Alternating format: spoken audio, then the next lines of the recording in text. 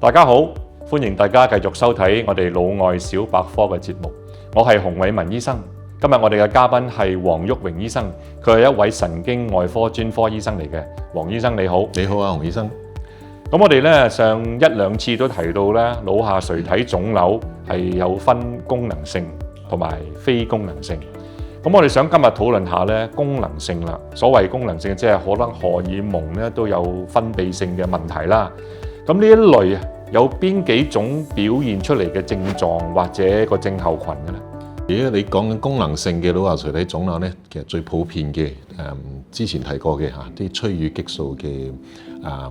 即係腦下垂體腫瘤啦，會產生過多嘅催乳激素咧。咁男人嚟講即係可能有啲人會聽過嘅連男人都有乳房咁甚至要流乳汁。如果對女性嚟講咧，最普遍嘅咧就係突然間經期冇咗咁以為係懷孕咗，咁原來唔係喎咁亦都會直接影響到個性功能啦。咁呢個咧就係即係如果催乳激素過高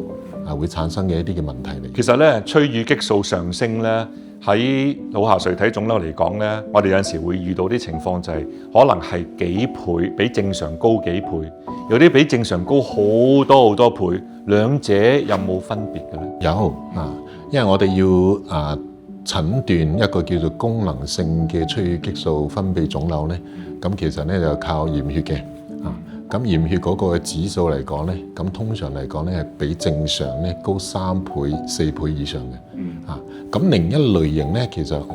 一個非功能性比較大嘅腫瘤咧，都會製造一個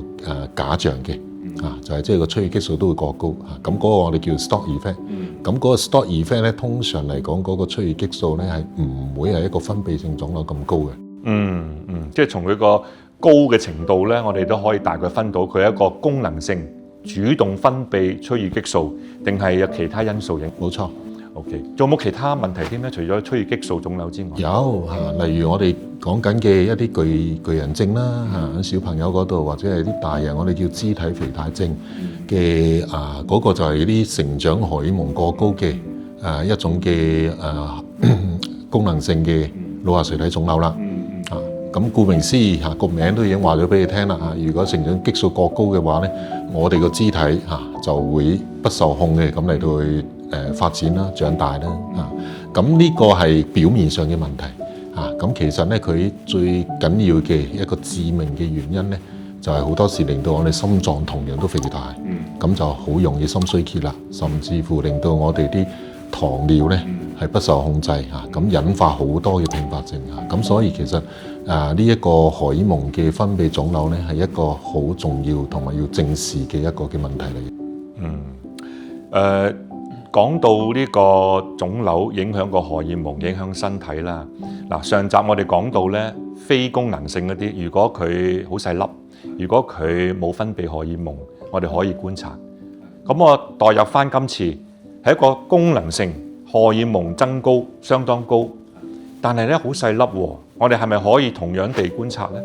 如果一個功能性嘅